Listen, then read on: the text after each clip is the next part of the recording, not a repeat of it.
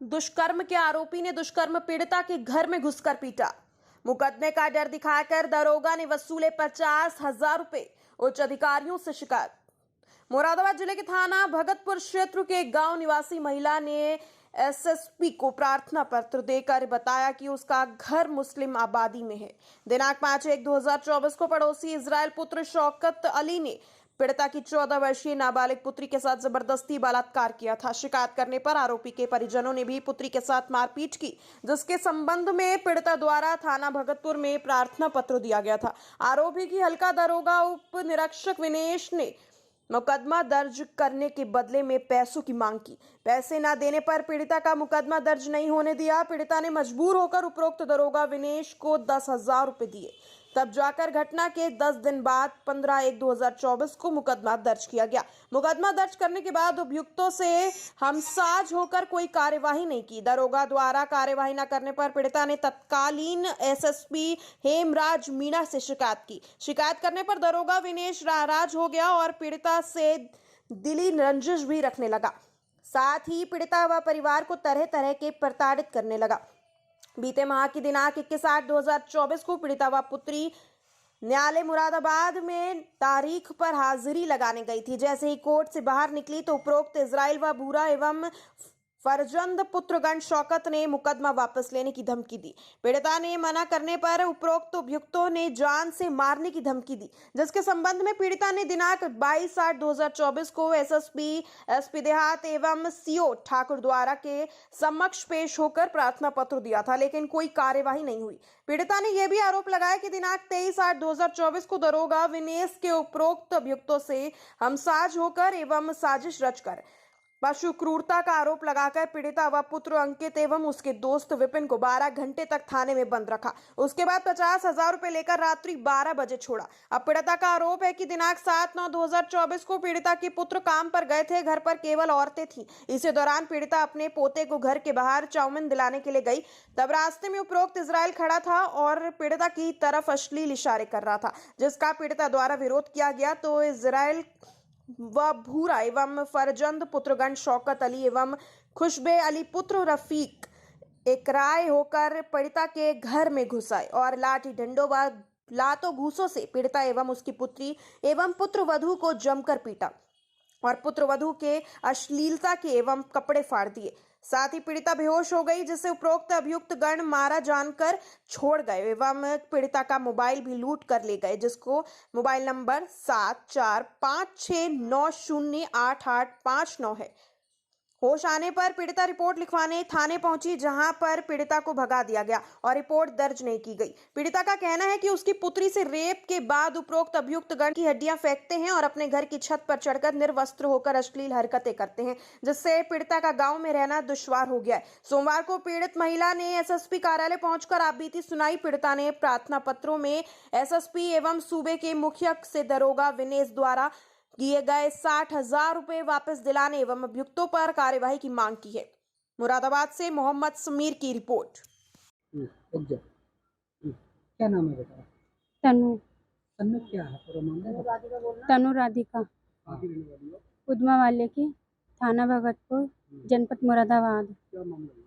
मैं पानी भरने गई थी शाम को 8 बजे 5 तारीख जनवरी की, और मेरे साथ मैं पानी भरने जब गई थी तो वहाँ से इजराइल आया और इजराइल ने मेरा मुंह में कपड़ा ठूंसकर मुझे कमरे में को ले गया, मेरे साथ बलात्कार किया और धर्म परिवर्तन किया। कहा कि तू मेरे धर्म परिवर्तन में आ जा। और फिर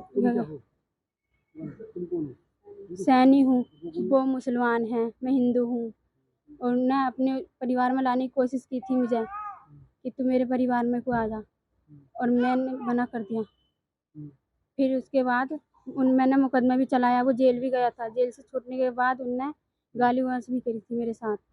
मेरे परिवार को ही मारा था उसने शनिवार के दिन 7 तारीख को 3 बजे के टाइम। और मारने के बाद उन्होंने धमकी दी जान से मार दूंगा अगर फैसला नहीं किया तो। और क्या मैं मम्मी को बहुत मारा था हमारी, सबसे ज़्यादा भगतपुर थाना। फिर क्या हुआ? फिर उसके बाद थाने गए थे हम रिपोर्ट लिखवाने, हमारी रिपोर्ट नहीं लिखी हुआ कतई भी। क्या कहती है? मना कर दिया कि हम नहीं लिखेंगे। क्योंकि उस लेडीज की चोट ज़्यादा लगी थी, इस बताया था। तो क्या कहा थाने वाले ने? दिनेश कुमार ने थाने में तो क्या कहा? दिनेश कुमार ने मना कर दिया था कि हम रिपोर्ट नहीं लिखेंगे। क्यों ना लिखे? मना कर दी थी कि हम नहीं लिखेंगे क्योंकि उस पार्टी की चोट ज़्यादा लगी हुई, तुम्हारे नहीं है। और हम 3 जने थे, वो है 12-13 जने। तो उन्होंने बहुत मारा था हमें घर में घुस के। उसकी बताइए। 3 बजे की बात है, शनिवार के दिन 7 तारीख। अच्छा, वो जो मुस्लिम लड़का है क्या कहता है तुमसे? मुझसे नहीं कहता, बस क्या मेरे साथ हो जाओ, मुझसे निकाह कर लो। अच्छा, निकाह करना चाहता है वो, क्यों? पता नहीं क्यों। हाँ, पर उन्होंने यही कही मैं निकाह करूँगा।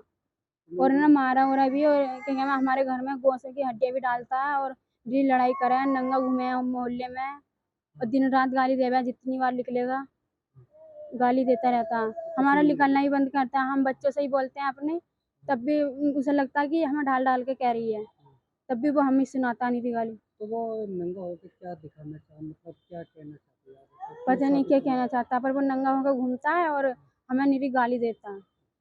तो क्या कहता है वो? क्यों शादी निकाह करने के मूड में, क्या गोश्त खिलाने के मूड में, क्या पता नहीं, क्या कहता है वो निकाह करने के बाद? नहीं कही थी कि मैं निकाह करूँगा।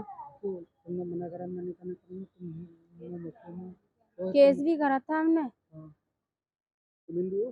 हाँ, हम हिंदू हैं, तो सुना, वो मुसलमान है। शादी नहीं करती हो? हैं? शादी नहीं करती हो?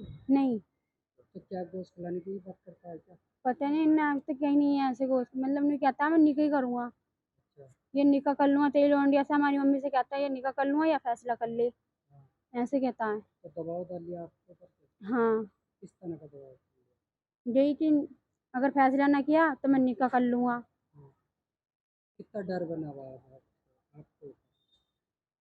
डर कितना डर है आपको उससे? डर बहुत डरा के रखता है, क्योंकि वो 3 भाई हैं। क्योंकि मैं वो कभी कभी तो तमंचा भी दिखाता है, तो बहुत डरा के रखा है। बंदूक भी दिखाता है वो हर समय। पूरा मामला ये है कि वो 5 जनवरी को मेरी लड़की के साथ बलात्कार करा। बलात्कार करके उसने फिर जबरदस्ती नाटक करता रहा, मारता रहा, पीटता रहा। फिर हमने थाने आए, मुकदमा लिखवाया। मुकदमा लिखवा के और उसे जेल भेज दिया। दिनेश कुमार ने मुकदमा नहीं लिख रहे पहले तो वो मुकदमा नहीं लिख रहे बिल्कुल भी।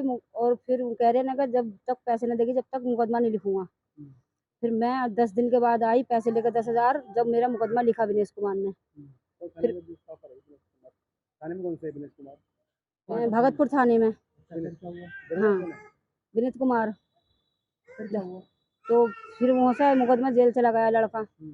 जेल चला गया इसराइल नाम का। और फिर वहाँ से छूटा। छूटने के बाद में अजीब अजीब की हरकतें करता, गाली देता, नंगा फिरता घूम में काम में, मोहल्ले में, मेरे घर के आसपास ही छत पर नंगा रहता है।